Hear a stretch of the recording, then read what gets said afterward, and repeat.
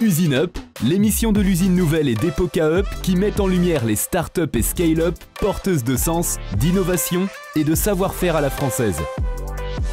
Une émission animée par Christophe Bis. Bonjour, c'est Usine Up, le rendez-vous que maintenant que vous commencez à connaître avec les scale-up françaises. Aujourd'hui, je reçois Pierre Garonner. Bonjour Pierre. Bonjour Christophe. Vous êtes cofondateur de Mime. Bon. Si on veut aller sur Mime, d'ailleurs, je précise, c'est mime.fans avec un S comme des fans, comme l'école des fans pour les gens qui ont connu cette émission. Ça n'a rien à voir, mais il n'empêche. Vous êtes aujourd'hui en fait un réseau social. Comment on a l'idée folle de se dire un matin, je vais créer un réseau social quand on en voit qu'il en existe autant déjà, qui ont des milliards d'utilisateurs? Oui, alors ils ont des milliards d'utilisateurs, mais ils ne permettent pas aux utilisateurs de gagner de l'argent. Et c'était le parti pris de Mime, c'était de dire, là, il y a des gens qui ont des communautés, il y a des gens qui ont du contenu qui a de la valeur, les aider, ces créateurs, à monétiser leur contenu.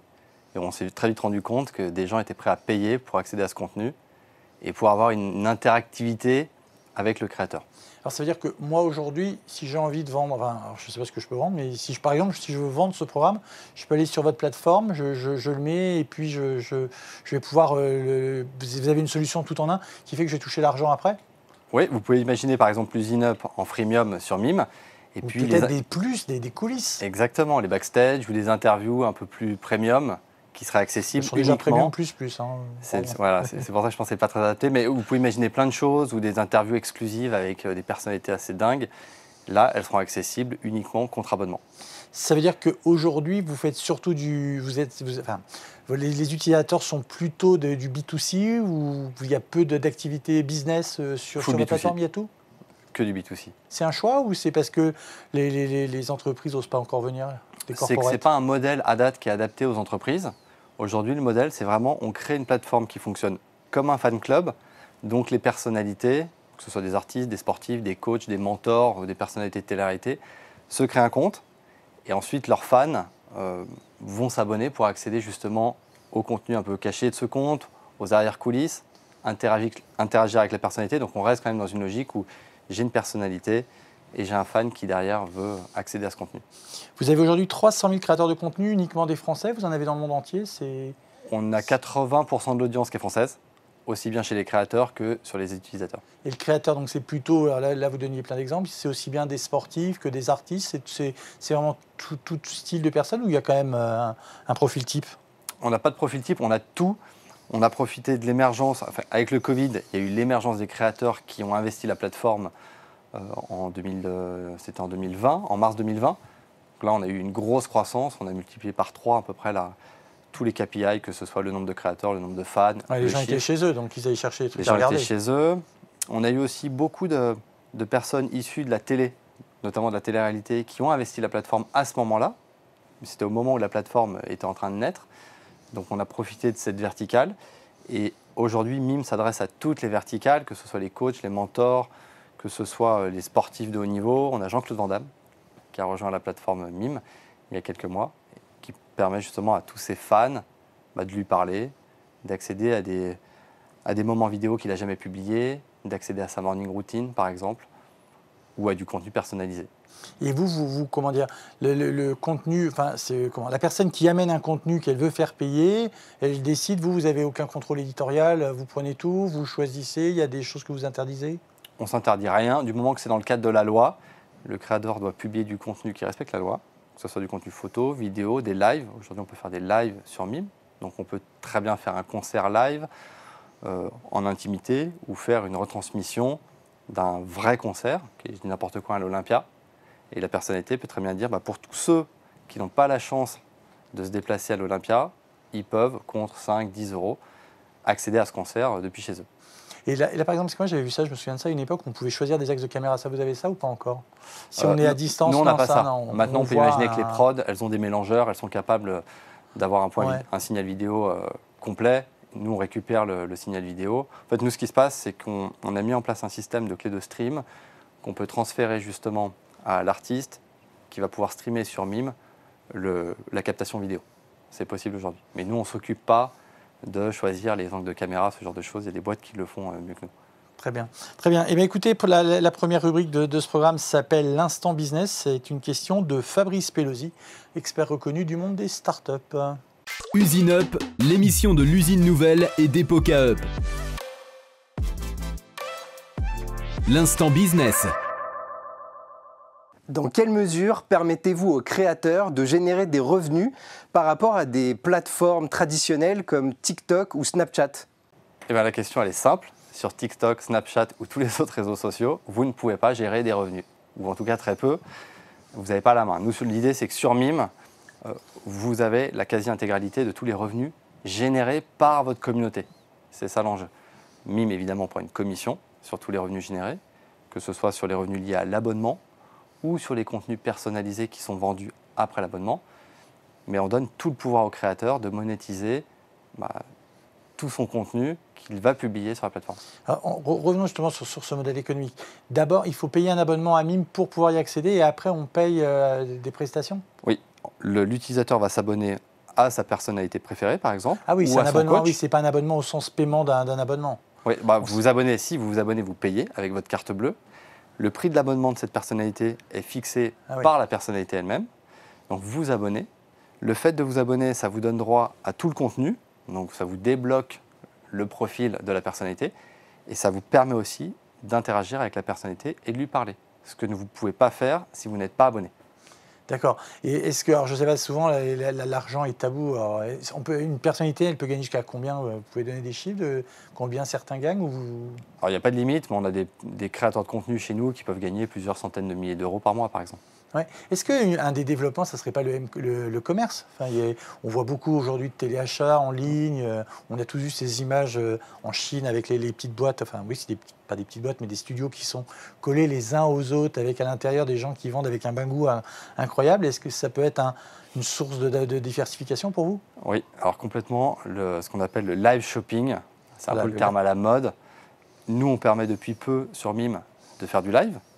Et donc, c'est complètement adapté pour faire du live shopping. Vous avez accès justement à un club privé et le but c'est que le créateur, qui peut être un e-commerçant, de se dire tous ces gens qui ont accès à mon Mime vont profiter par exemple de promotions spéciales ou d'une réduction de 50% sur tous les produits que je vais vendre pendant mon live shopping. Abonnez-vous à mon live shopping, donc abonnez-vous à mon compte, vous aurez accès à mes live shopping avec des offres exceptionnelles. Ça a tout son sens justement pour le live shopping. Comment vous faites pour attirer les internautes sur votre plateforme ? J'imagine que c'est toujours la même histoire. Plus il y a d'internautes, plus il y aura de gens, plus il y aura de célébrités qui viendront parce qu'ils seront attirés. Et plus il y aura de célébrités, plus il y aura d'internautes. Comment on fait pour enclencher ce cercle vertueux ? Alors on est parti on va dire des créateurs et pas des utilisateurs. Vous avez fait le contraire, vous ? Oui, on a fait le contraire. Donc l'idée c'était séduire des créateurs, leur expliquer qu'il y avait une nouvelle alternative pour eux pour gagner de l'argent et pour avoir une proximité avec leurs fans ou avec leurs utilisateurs. C'est ce qu'on a fait, donc on a contacté des créateurs, mais ça on l'a peu fait parce qu'assez vite, les créateurs se sont parrainés entre eux. Pourquoi ? Parce qu'on avait mis en place un programme d'affiliation qui permet à un créateur de gagner jusqu'à 10% des revenus générés par son affilié, à vie. Donc étant donné que le programme est super sexy, on a eu beaucoup justement de créateurs qui ont parrainé d'autres créateurs ou beaucoup d'agents, d'agences qui ont voulu onboarder justement des créateurs, des influenceurs qui travaillent chez eux. Et donc après vous faites un travail pour faire du trafic pour que ces gens qui sont venus puissent être mis en contact avec leur audience ? Alors, ce qui Ou se passe vous les laissez venir naturellement ? Dans les faits, le créateur crée son compte et ensuite le créateur va inviter sa communauté sur ses autres réseaux sociaux à le rejoindre sur Mime. Si vous voulez me parler, si vous voulez accéder à du contenu plus exclusif, plus personnalisé, voilà mon lien, abonnez-vous. Donc aujourd'hui, c'est comme ça qu'on s'est lancé. Demain, Mime va être de plus en plus vers une stratégie de contenu. Fin d'année sur une app, c'est l'objectif. Donc là, on pourra faire venir les utilisateurs différemment et les créateurs de la même manière n'ont pas forcément besoin d'avoir une autre communauté sur les autres réseaux sociaux pour générer des revenus. Très bien. La deuxième séquence, c'est l'instant média RP. C'est Caroline Chalindar-Ginet. Elle est patronne du pôle influence et relations médias d'Epoca et elle vous pose une question. Usine Up, l'émission de l'usine nouvelle et d'Epoca Up. L'instant RP et médias. Quel élément de votre business n'arrive pas à passer auprès des journalistes et des médias aujourd'hui ? Alors je pense que pour répondre à cette question, ce qui s'est passé, c'est que quand on s'est lancé, et notamment avec l'essor de la plateforme en 2019, fin 2019 et en 2020 avec le Covid, on a eu aussi une verticale qui s'est dressée sur la plateforme, qui était notamment la télé-réalité, et qui généralement ne fait pas forcément très bon ménage avec les médias. Cela étant, on a composé avec cette verticale, on l'a, je pense, assez bien fait, et surtout, on a très vite voulu adresser toutes les verticales. Les coachs, le mentoring, les personnalités avec lesquelles on est en échange depuis maintenant 2 ans. Et donc on voit que de plus en plus, la presse s'intéresse à Mime comme une plateforme assez responsable au final, qui a disrupté cette industrie qui est nouvelle. Quand on disrupte une industrie qui plus est celle-là, de ce qu'on appelle la creative economy, eh ben, on peut avoir parfois une presse qui peut être un peu juge ou qui peut être un peu fébrile. Et paradoxalement, on est certainement un des réseaux sociaux les plus responsables et encadrés du marché. Mais de manière très concrète, il n'y a pas d'anonymat chez les gens qui publient du contenu chez nous. Tous les contenus sont modérés. On connaît tous les créateurs. Pourquoi ? Parce qu'on leur exige un passeport, un numéro de téléphone, un compte bancaire. On réconcilie ces datas. Et il n'y a pas un réseau qui permet ça. Et on voit bien que de plus en plus, tout le travail qu'on a accompli depuis 2 ans, le fait, par exemple, d'être le premier réseau social au monde à créer un comité d'éthique indépendant qu'on réunit chaque mois, ça, c'est des choses que les médias comprennent, entendent et voient comme vertueux dans notre démarche. Et on a toujours voulu continuer à être irréprochable dans notre travail chez Mime. Je pense qu'on le fait bien. Et on voit quand même que les médias de plus en plus maintenant s'intéressent à cette économie et s'intéressent de près à Mime. Alors je vais faire quelque chose ce que je vais faire nourrit ce que je critique peut-être. En tout cas, est-ce que le fait qu'on parle de la télé-réalité, ça fait qu'il y a d'autres créateurs qui ne veulent pas venir parce qu'ils disent moi je veux pas aller. Est-ce que c'est pas un risque pour vous qu'on vous identifie trop à une verticale qui serait pas là? C'est ce que vous disiez un peu d'ailleurs. Mais est-ce que ça vous est déjà arrivé des gens qui vous disent ouais votre truc là, moi je suis pas aux anges de la télé-réalité. Enfin on ne met pas plus en avant cette verticale de toute façon qu'une autre. Mais c'est peut-être celle qui est la plus reprise. Oui, mais notre travail, c'est justement de montrer à tout le monde que ça reste une techno et qui sert l'intérêt de tout le monde, de tous les créateurs qui ont une communauté. Et c'est ce qu'on fait, et on voit de plus en plus de coachs, par exemple, sportifs, qui ont rejoint la plateforme, notamment du fait qu'on a intégré la technologie des lives, parce que c'est clé pour un coach, s'il veut faire des sessions de coaching, il faut du live, ça a plus de valeur. Donc ça, c'est quelque chose qui a été lancé justement fin mars, et qui va séduire de plus en plus de coachs. Et justement, là, tous ces utilisateurs, ces créateurs, que je vais appeler les créateurs, ouais. Ouais. Est-ce que vous leur donnez aussi en échange des données, des datas, des indicateurs pour qu'ils soient meilleurs, pour qu'ils conquièrent davantage d'utilisateurs, de fans ? On leur donne accès à toutes les données qui sont pour eux importantes, essentielles, par exemple l'évolution de leur nombre d'abonnés, les ex-abonnés, les intéressés, ceux qui sont intéressés par leur profil mais qui ne sont pas encore abonnés.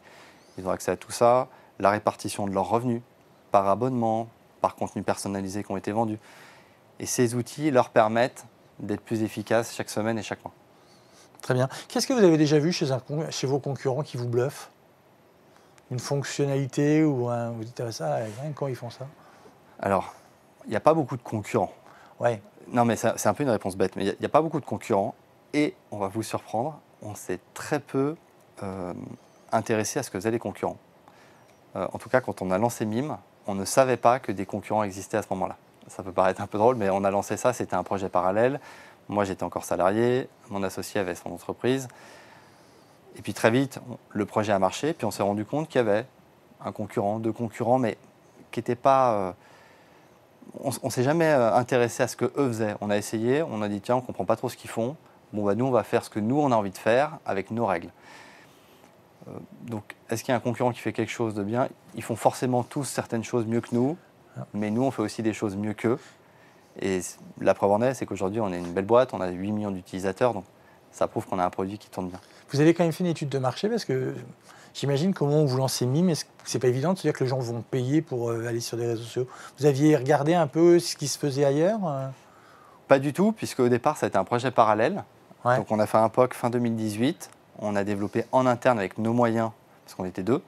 Donc on a développé une première plateforme, une bêta, parce qu'on avait justement une influenceuse qu'on connaissait, qui avait une communauté, mais qui ne gagnait pas d'argent grâce à cette communauté. Très bien. En revanche, on savait qu'elle avait beaucoup de sollicitations et on a dit, tiens, on va tester, tu vas partager Et très vite, ça a marché. Très bien, on passe à la séquence suivante, c'est l'instant marque. Et c'est une question qui vous est posée par Axel Salmon, qui est directeur associé de l'agence Epoca. Usine Up, l'émission de l'usine nouvelle et d'Epoca Up. L'instant marque. Mime est une marque jeune, mais qui a déjà plusieurs vies, qui a déjà évolué, avec des enjeux qui sont considérables. Déjà un paysage concurrentiel extrêmement dense, avec des marques qui sont quasiment des objets socio-culturels du quotidien, et puis une image, on va dire, un peu sulfureuse, des biais de perception. Comment aujourd'hui vous envisagez votre stratégie de marque pour pouvoir faire face à ces différents enjeux, notamment dans une perspective de développement à l'international? Eh ben, on se doit d'être irréprochable. Et concrètement, ça veut dire accompagner le développement de la boîte avec des experts qui ne sont pas forcément des salariés de l'entreprise. Je parlais tout à l'heure du comité d'éthique.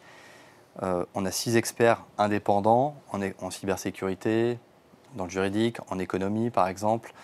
Ces gens-là nous accompagnent sur comment on va faire en sorte que Mime, et qui rentre un peu dans cette industrie, on parle de la creative economy, c'est un peu le contre-pied des gigs ou de l'ubérisation des jobs. Comment on accompagne ces nouveaux travailleurs demain? C'est des vraies problématiques qu'il faut aborder maintenant parce que ça touche le fiscal, notamment sur ces créateurs-là. Il faut qu'on ait un SAV irréprochable. Ça, depuis le premier jour, on l'a mis en place et ça paye. Donc, disrupter ce marché, typiquement, je parle du SAV, c'est d'apporter une réponse en moins de 20 minutes à tous nos utilisateurs, que ce soit des créateurs ou des fans. Et ça, aujourd'hui, on le fait. C'est assez unique chez les réseaux sociaux. Généralement, quand vous avez une question, vous avez une FAQ, éventuellement un chatbot, mais vous n'avez pas un humain qui vous répond. Nous, depuis le premier jour, on le fait. Et c'est accompagner les créateurs de manière personnalisée pour voir avec eux quel est le contenu qui va le mieux marcher et comment nous, on peut les aider à avoir un maximum de visibilité. Ça fait 2 fois que vous parlez de ce comité d'éthique. Qu'est-ce qui a prévalu à sa création? Vous étiez inquiet par quoi? Vous aviez peur qu'il y ait des trafics? Comme il y a de l'argent, j'imagine, trafic, peut-être de l'érotisme plus ou moins autorisé. C'était quoi que vous vouliez contrôler à tout prix? Il y a plein de sujets. C'est comment on protège le contenu. On voit que la loi, qu'elle soit française ou européenne, évolue énormément sur les statuts d'hébergeurs. Les gens se cachent souvent derrière le statut d'hébergeur. Maintenant, il y a une vraie responsabilité des plateformes sur le contenu. Qu'est-ce qu'on fait sur ce contenu? Est-ce qu'on le modère? Est-ce qu'on ne le modère pas? Évidemment, il y a du paiement sur la plateforme. Qui peut gagner de l'argent sur la plateforme? Est-ce que des majeurs, est-ce que des mineurs peuvent gagner de l'argent? Bon, aujourd'hui, il faut être majeur pour gagner de l'argent sur la plateforme, ça c'est sûr. Et puis, il y avait une notion qui était clé, pour laquelle on a été assez rapide pour trancher, c'était l'anonymat sur les plateformes. Et ça, c'est un vrai sujet. Et nous, notre parti pris, c'était de dire, il n'y aura pas d'anonymat sur Mime. Et il n'y en a pas chez les créateurs. Et de plus en plus, on veut aller sur la désanonymisation, même des utilisateurs. Donc aujourd'hui, un utilisateur s'abonne, paye ou pas, mais il n'est pas forcé d'afficher son identité. En revanche, nous, l'objectif de Mime, c'est de petit à petit en connaître davantage sur l'utilisateur, valider son numéro de mobile, lui imposer par exemple une certification dans certaines conditions. Et on milite justement pour désanonymiser au maximum les réseaux sociaux. Et le comité d'éthique, ça a été aussi une façon de nous accompagner dans cette démarche. On revient juste un instant sur cette question de marque. Vous vous appelez Mime, ça veut dire, je crois, Me You More, c'est ça? Oui. Comment est venue l'idée de ce nom? Alors au début, c'était Mime, c'était, je dis un acronyme, mais en fait c'était 3 lettres parce qu'elles étaient symétriques, ça va. Et puis du coup, on réfléchit après sur qu'est-ce que peut devenir M-Y-M. Et Me You More est venu comme ça. D'accord. Et depuis, vous le développez, vous le travaillez, vous le... Honnêtement, pas vraiment. Très bien, écoutez, on a beaucoup parlé d'argent, on va continuer à parler d'argent, on va parler finance. C'est l'instant finance, c'est la séquence suivante, c'est Marc Wyatt, il est associé corporate finance chez KPMG et il va vous poser une question. Usine Up, l'émission de l'usine nouvelle et d'Epoca Up. L'instant finance. Parcours exceptionnel. Chiffre d'affaires exponentiel. Il y a quelques années, 3 millions d'euros de chiffre d'affaires. Il n'y a pas très longtemps, 60 millions d'euros de chiffre d'affaires et 300 000 créateurs sur la plateforme et des millions d'utilisateurs. Quelle est l'ambition sur un horizon de 3 ans au niveau international en termes de nombre de créateurs et nombre d'utilisateurs, et qu'est-ce que ça peut donner comme chiffre d'affaires, et quels sont les moyens nécessaires en levée de fonds sur les 2 prochaines années pour réussir cette ambition. Merci Marc pour cette question. Eh ben, très simple, l'objectif 2022, il est de quasi doubler le chiffre d'affaires, puisqu'on a un objectif de 100 millions d'euros de volume d'affaires sur l'année en cours. Ça veut dire aussi doubler le nombre d'utilisateurs et le nombre de créateurs. C'est très symétrique. Donc ça, c'est l'objectif de cette année. Les objectifs pour les années futures, seront revus en cours d'année, mais aujourd'hui, on se concentre vraiment sur l'année en cours, même si elle est consommée. Levée de fonds, oui, c'est un sujet, c'est en cours. On ne communique pas sur le montant recherché, mais en tout cas, ça sera une belle levée qui devrait se faire courant l'été. Vous parliez là de votre projet de passer à 100 millions de chiffre d'affaires. Tout à l'heure, vous disiez que ça avait décollé. Enfin, moi, j'ai compris ça. En tout cas, le Covid a été un moment où il y a eu peut-être plus de gens qui avaient du temps libre. Est-ce que la fin du Covid, ça a été une période difficile parce que les gens sont retournés travailler, les gens, ils avaient d'ailleurs continué pour la plupart à travailler, ils télétravaillaient. En tout cas, il y a eu un moment où les habitudes ont rechangé. Ou est-ce que vraiment il y a eu des habitudes prises qui sont restées? Je ne sais pas si ma question est très claire. Elle est claire. Alors l'habitude, en fait, elle a été prise, mais surtout, on était en croissance. Donc cette croissance s'est accélérée pendant le Covid, c'est vrai, parce qu'on a été plus connus pendant cette période-là. En revanche, on était dans une période la creative economy émergeait à ce moment-là. Donc le besoin venait d'être créé, il existait un petit peu avant, mais même l'après-Covid ne nous a absolument pas desservi, et même au contraire, on maintient une croissance alors qui est moins exponentielle, c'est sûr. On ne pouvait pas avoir cette même croissance les années qui arrivent, parce que sinon ça serait du délire, j'aimerais, mais ce n'est pas possible. Mais on n'a pas à rougir, on a de la croissance tous les mois, on a de la croissance chaque année. Donc... On parlait à l'instant de la levée de fonds, d'une possible levée de fonds que vous avez plus ou moins confirmée. On ne va pas vous demander le montant puisque vous avez dit que vous ne le direz pas.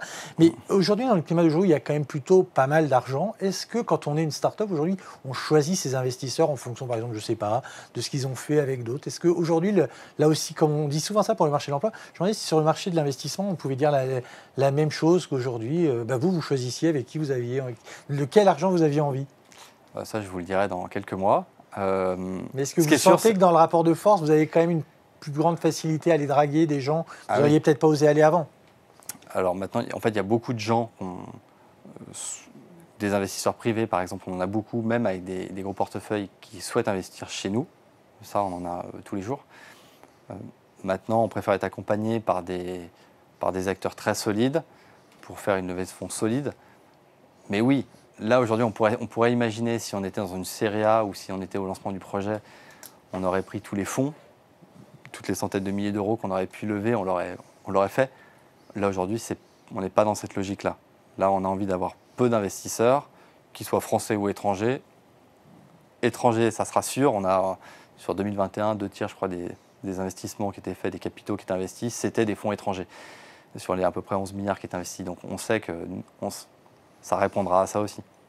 On aura des capitaux étrangers. Très bien. On peut désormais, sur votre site, on parle toujours de finance, mais là on retourne vers l'utilisateur, on peut désormais payer en crypto-monnaie sur votre site. Alors c'est quoi? C'est parce que c'est à la mode, il faut le faire, ou c'est un vrai service qui vous était demandé par vos utilisateurs? Les deux. Je vais être très honnête, les deux. Ça nous permet, nous, d'être à la page et d'être en mesure... Un truc d'image, quoi. C'est un moyen de montrer une image moderne, qui accompagne les évolutions. Ce n'était pas une demande qui était pressante de la part des utilisateurs, soyons vachement honnêtes. En revanche, le fait de l'avoir fait, ça nous permet, nous aussi, d'être plus à l'aise sur le sujet, d'être plus agile, de s'adapter au fil des mois plus rapidement, parce qu'on sait que de toute façon, l'usage va évoluer. Donc ça nous a permis, on a intégré une technologie qui s'appelle CoinGate, qui nous permet d'encaisser de la crypto, qu'on convertit en devises classiques derrière, pour rémunérer les créateurs en devises. Et puisque vous êtes honnête, peut-être vous allez me répondre aussi à cette question. C'est quelque chose qui marche vraiment? Vous avez un montant de transaction qui est quand même intéressant, qui est en progression? Ça a été mis en prod ce week-end. Donc donc je suis un peu trop... Vous ne savez pas encore. Non. Mais vous sentez que ça prend? Là, honnêtement, j'ai aucune data. Moi, ce que je peux vous dire... Non, mais par contre, la question est intéressante et j'ai quand même une réponse à vous apporter là-dessus. Ça pourra servir des gens qui nous écoutent et qui regardent l'interview. C'est que... Globalement, de ce qu'on a observé, ça permet d'aller faire un peu d'upsell, d'aller charger d'aller chercher peut-être 5 points de croissance sur des gens justement qui avaient des wallets, qui ont des cryptos et qui plus facilement vont dépenser le service de cette manière. Mais on ne va pas aller chercher 50% de croissance par la crypto. Très bien, dernière séquence de cette émission, bientôt votre torture sera terminée. C'est l'instant CIO et c'est une question d'Anne Lauvergeon qui vous est posée. Usine Up, l'émission de l'usine nouvelle et d'Epoca Up. L'instant CEO. Bonjour et bravo, parce que le parcours est très impressionnant dans un secteur parfois un peu encombré. Comment vous voyez la suite ? Comment vous voyez effectivement votre société MIM arrivant en leader mondial ? J'imagine que c'est ça que vous souhaitez. Comment vous allez faire ? Alors comment on va faire pour être un leader mondial ? Déjà c'est l'objectif, clairement, et ça on ne va pas cacher nos objectifs, nos ambitions. Il faut qu'on soit un des leaders mondiaux, certains. Pas en 2022, mais on se fixe 3 ans en tout cas pour faire partie du top 3. Alors comment on va faire ? On va bien s'entourer. Ça c'est sûr, et on va s'entourer, je pense, de personnes qui seront meilleures que nous pour faire scaler la boîte, parce que nous, on l'a amené ici, on l'amènera demain là, mais pour en faire certainement le leader mondial, on sera certainement dans le bateau, mais je pense qu'on va devoir recruter énormément. Il va falloir faire les bons recrutements. Aujourd'hui, on a une vingtaine de personnes, on a une quarantaine, mais une vingtaine de salariés. On peut imaginer qu'on sera le triple à la fin d'année. Donc, on peut encore mieux imaginer que dans 2 ans, MIM deviendra une grosse boîte où il y aura des vraies problématiques RH. Et c'est ce qui nous aidera, je pense, à se maintenir en tant que leader. Donc, ça sera une problématique RH. Et quand je dis problématique RH, ça sera une problématique tech. Pourquoi ? Parce qu'on est une boîte tech. La tech, ça fait tout. C'est ce qui nous aide à sortir les nouvelles features. C'est ce qui nous permet d'optimiser la marge. Donc l'enjeu, il va être tech. Alors MIM n'est pas votre première aventure entrepreneuriale. J'ai cru comprendre que la précédente n'avait pas été forcément un grand succès. Qu'est-ce qui fait que malgré tout vous êtes accroché ? C'est vraiment l'envie d'entreprendre, l'envie de créer avant tout ? Me concernant à titre perso, c'est toujours quelque chose qui m'a motivé. Ouais. Je ne me voyais pas être salarié, dépendre d'une boîte qui n'était pas la mienne. C'était mon état d'esprit. Parce que je suis une nature un peu curieuse et que je pense que j'aime être indépendant.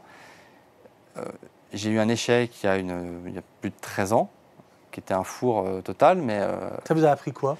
Qu'est-ce qu'on apprend ? J'ai appris plein de trucs. Je me suis rendu compte que de monter un projet seul, ce n'était pas fait pour moi et ce n'est pas fait pour beaucoup de gens, généralement. Et vous êtes avec Gaspard Hafner. Aujourd'hui, sur le projet Gaspard Hafner et moi sur MIM, à l'époque, c'était un projet qui était différent, toujours dans le digital. Mais j'étais seul. Je manquais d'expérience aussi, clairement. Je manquais de réseau et d'expérience. À l'époque, j'étais à Lyon. Et puis surtout, je n'avais pas éprouvé le modèle économique. C'est-à-dire que c'était plus une opportunité business que j'avais imaginé, que j'avais voulu lancer. Je pense que je voyais... c'était un peu la course comme les réseaux sociaux qui se sont lancés il y a 10 ans, il y a 8 ans. On crée une plateforme un peu fun, on essaie de créer de l'audience et on verra après comment ça se monétise. C'était cette démarche-là, sauf que moi, j'étais tout seul à l'époque. Donc j'avais fait plusieurs dizaines de milliers de téléchargements sur l'App Store à l'époque, mais il n'y avait pas de modèle économique. La différence avec MIM, c'est qu'avec Gaspard, on a craqué un modèle très vite qui répondait à un besoin.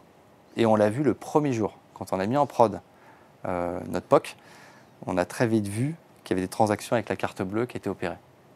Et ça, c'est dingue, c'est une satisfaction énorme. C'est-à-dire qu'en 24 heures, j'avais fait plus de transactions qu'en 2 ans dans ma précédente boîte que j'avais plantée. Bon, là, on a vite compris que ça fonctionnait. Aujourd'hui, vos concurrents, les grands réseaux sociaux sont plutôt américains. Est-ce qu'il y a aussi dans votre aventure entrepreneuriale l'envie de créer un champion français ou européen dans ce monde qu'on dit parfois acquis d'un côté aux Chinois ou aux Américains ? C'est une fierté d'avoir un réseau social made in France. Il y a un autre réseau, par exemple Yubo, ça leur fait un petit coup de projecteur aussi, mais ils n'ont pas besoin de nous, mais qui est un réseau social complètement différent, mais qui est français, avec plusieurs dizaines de millions d'utilisateurs. Nous, on est un peu plus jeunes, nous on n'a que 3 ans, mais on compte presque 10 millions d'utilisateurs. Et c'est une fierté si demain MIM attire les utilisateurs outre-Atlantique, là je pense qu'on aura vraiment réussi notre pari. Merci beaucoup Pierre Garronner. On est déjà arrivé à la fin de ce numéro d'Usine Up. Je rappelle que vous êtes le cofondateur de MIM. Je vous souhaite une bonne journée. Je vous remercie de nous avoir suivis et je vous donne rendez-vous bientôt pour un nouvel épisode d'Usine Up. Bonne journée. Usine Up, l'émission de l'usine nouvelle et d'Epoca Up qui met en lumière les startups et scale-up porteuses de sens, d'innovation et de savoir-faire à la française.